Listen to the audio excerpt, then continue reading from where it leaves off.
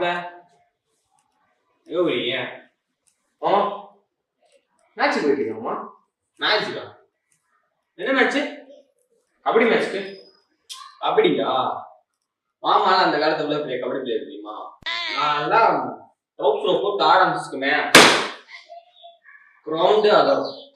சரி வாங்க மாமா ரெண்டு ட்ரிக் சொல்லி தரேன். டவுட் இருக்காங்க வாங்க பேசலாம். சரி உங்களுக்கு கும்கி இருக்கு தெரியுமா? கும்கியா? அதையா கும்கி அது பேர் துக்கியம்மா.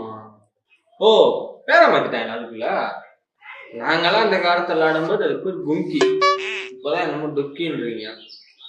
சரி அதை விட எத்தனை சீசன் விளையாண்டுக்கிட்டு இருக்க?